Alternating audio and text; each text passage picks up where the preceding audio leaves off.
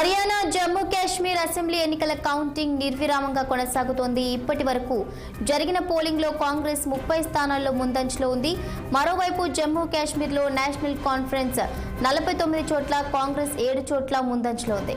హర్యానాలో బీజేపీ ముందంజలో ఉంది. 36 సీట్లతో కాంగ్రెస్ ఉండగా బీజేపీ 47 సీట్లతో ఆధిక్యంలో ఉంది.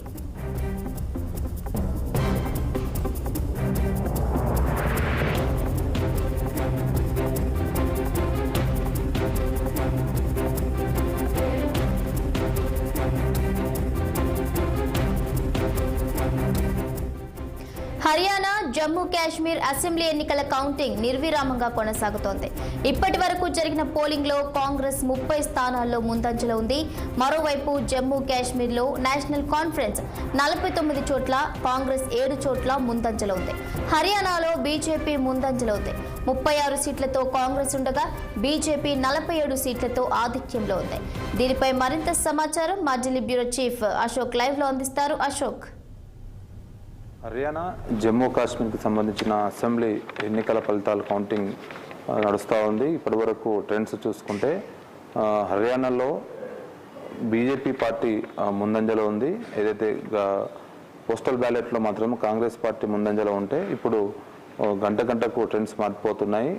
కాంగ్రెస్ పార్టీ ముందంజలో ఉందనుకుంటే ఇప్పుడు ప్రస్తుతం ట్రెండ్స్ ప్రకారం చూస్తే బీజేపీ 47 స్థానాల్లో బీజేపీ ముందంజలో ఉంది. కాంగ్రెస్ పార్టీ 26 స్థానాల్లో ముందంజలో ఉంది. సో ఏదైతే హర్యానాలో అర్బన్ ఓటర్స్ మొత్తము బీజేపీ వైపుకు మొగ్గినట్టు తెలుస్తూ ఉంది. ఎగ్జిట్ పోల్స్ అంచనాలకు తలకిందులు చేస్తూ బీజేపీ పార్టీ మూడోసారి అధికారంలోకి హర్యానాలో చేపట్టబోతోంది. సో కాంగ్రెస్ పార్టీ అయితే అధికారంలోకి వస్తనుకుందో సో అది రాలేకపోతున్నారు. మరోపక్క జమ్మూ కాశ్మీర్లో మాత్రము ఇండియా కూటమి స్పష్టమైన మెజార్టీతో దూసుకుపోతుంది. దాదాపు 48 స్థానాల్లో ఇండియా కూటమి అధికారంలో ఉంది. Jammu Kashmir national conference party అటు కాంగ్రెస్ కలిపి పోటీ చేశాయి ఈసారి ఎన్నికల్లో. ఆ రెండింటికి కలిపి స్పష్టమైన మెజార్టీ ఉంది. అటు బీజేపీ కూడా 28 నుంచి 30 స్థానాల్లో ముందంజలో ఉంది. అటు పీడీపీ పార్టీ కేవలం స్వల్ప ఆధిక్యతతో కొన్ని సీట్లలో మాత్రం 6 సీట్లలో మాత్రం ఆధిక్యంలో ఉంది.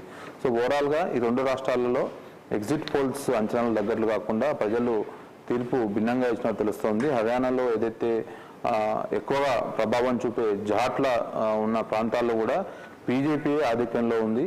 కాంగ్రెస్ మాత్రం ఏదైతే రిజర్వ్డ్ స్థానాలు ఉన్నాయో ఆ స్థానాల్లో మాత్రమే కాంగ్రెస్ ముందంజలో ఉన్నట్టు తెలుస్తుంది. సో ఓవరాల్గా ఏదైతే ఈ రైతు నాయకులు కానీ రైతు సంఘాలు తలపెట్టిన దీక్ష ఏదైతే దేశవ్యాప్తంగా జరిపారో సో దాని తర్వాత బీజేపీ ఖచ్చితంగా హర్యానాలో ఓడిపోతుందని అందరూ అనుకున్నారు. కానీ దాని దగ్గరలుగా ప్రస్తుతం ఉన్న ఫలితాలు అయితే కనిపిస్తున్నాయి. సో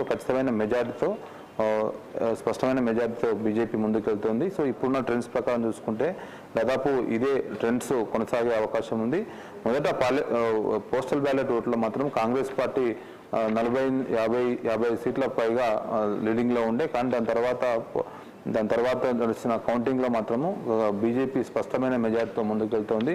అయితే అర్బన్ ఓటర్స్ చాలా వరకు బీజేపీకి ఓటు వేసినట్లు స్పష్టమైన ఆధారంగా మనకు ఈ ట్రెండ్స్ చూస్తే కనిపిస్తున్నాయి. సో ఈ ఫలితాలు కంటిన్యూ అయ్యే అవకాశం ఉంది. కాంగ్రెస్ పార్టీకి అటు జమ్మూ కాశ్మీర్లో ఆశించిన ఫలితాలు వచ్చని చెప్పుకోవచ్చు. కానీ హర్యానాలో ఖచ్చితంగా కాంగ్రెస్ పార్టీ గెలుస్తుందని అన్ని ఎగ్జిట్ పోల్ ఫలితాలతో పాటు కాంగ్రెస్ పార్టీ కూడా ధీమా వ్యక్తం చేసింది. కానీ దాని తగ్గట్లు ఫలితాలు రావట్లేదు. ఇప్పుడు రాబోయే 3 రాష్ట్రాల ఎలక్షన్స్ ఉన్నాయి. జార్ఖండ్, ఢిల్లీ, మహారాష్ట్ర ఎలక్షన్స్ ఉన్నాయి.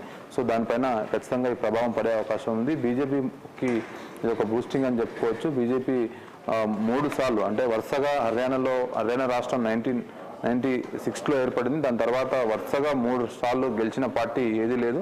ఇప్పుడు వరుసగా బీజేపీ హ్యాట్రిక్ విజయం సాధిస్తోంది. సో బీజేపీ శ్రేణులు ఇప్పటికే దేశవ్యాప్తంగా ఆయా రాష్ట్రాల్లో సంబరాలు చేసుకుంటున్నారు. అటు కాంగ్రెస్ శ్రేణులు కూడా జమ్మూ కాశ్మీర్లో విజయం సాధిస్తుంది కాబట్టి కాంగ్రెస్ నాయకులు కూడా ఆయా రాష్ట్రాలలో ఆయా కేంద్ర పార్టీ కార్యాలయాల్లో సంబరాలు చేసుకుంటున్నారు. Right, thank you Ashok, thank you for the updates.